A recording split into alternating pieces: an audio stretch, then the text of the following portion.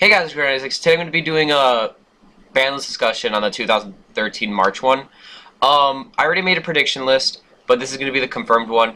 I'm actually kind of surprised about a few things about this ban list, but we're going to be talking about that through the whole thing. So let's get started.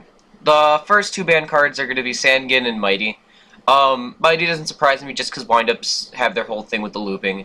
And Sangin, kind of surprised me. I'm surprised they didn't ban other cards. But, Sandgan being banned kind of restricts how quick you can get off with your deck. Sandgan's just like you draw it, you can set it, the next turn you can just go off. As long as your opponent destroys it in some way. But yeah, next for the limited cards, which I'm not surprised with, but for one I'm really happy about. Wind Up Magician, One Day of Peace, and Solemn Warning. Magician doesn't surprise me. Magician helped the loop a lot, and you needed Magician to start the loop with Shark. But Magician also gave you a lot of play, a lot of things you could do, just because you could special summon and get more monsters. Solemn, I'll get the One Day of Peace soon, but Solemn kind of surprises me because now maybe they're going to be coming out with something else, because Solemn Warning is pretty broke. You're not even paying half. You're paying 2,000 of your life points, and you're negating a summon or special summon or anything that would special summon a monster. So it's a pretty broke card, and I can understand why Konami would want to put it at 1. It's just a better version of Judgment, basically, and that's why they had it at 2 before. And then the one card I'm happy about is One Day of Peace.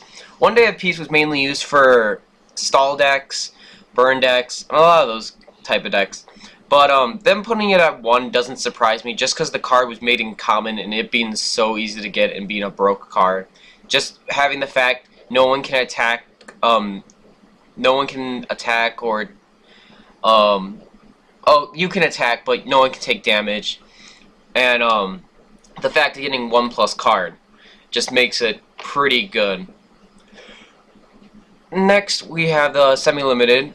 Next, we have Tsukiyomi. Tsukiyomi doesn't surprise me why they're putting it at 2, is just because, they did all that reprint with it being an ulti in the Astral Pack, and them putting it at 2 just because it hasn't seen much play in this format. I have barely seen it in play, but this is probably them just trying to say, hey, look at this card, start using it.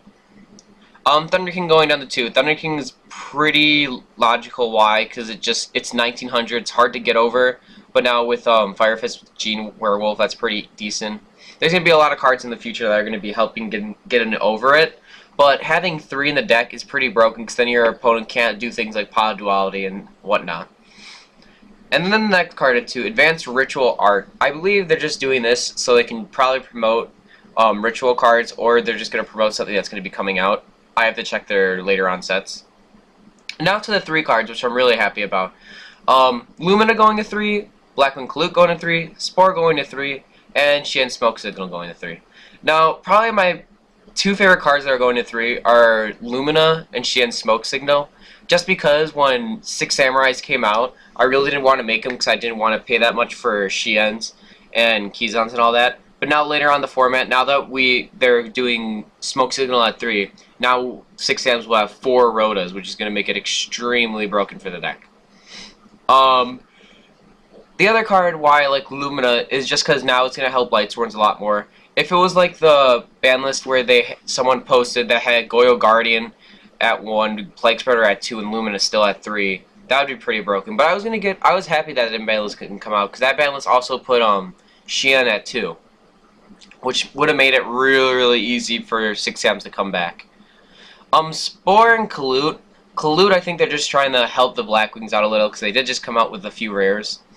And the Infernities did get some Archer, but I do not know if that card actually supported it. That was a rare in the Cosmo Blazer. I had to look into that one, but Infernities did top a regional, and they have been doing good. They probably just want to promote more Blackwing play, so they're probably going to put Kalute just at 3. But I'm surprised they didn't put Whirlwind in to help give more support. But Kalute's also a good card. Spore, I have not really been playing it, but it is a plant engine. It does help. I'm happy that they did Spore, and I did see a fake one that I knew was not going to happen with Spore going to 2 and then Glow Bolt going to 1, and I was hoping to God that one wasn't real, but it wasn't real. So yeah. So this was my whole ban list discussion. For anyone who wants to leave a comment, if you would like. Leave a comment on what you think should have been banned, should have not been banned, what should have been limited, and etc. Tell me what you think, or tell me what you wanted to be banned. And also another thing to notice, this ban list may not be 100%, just because Konami usually has a tendency to unban a card each one. So we may be seeing one card being unbanned. So that may be some excitement to our extent.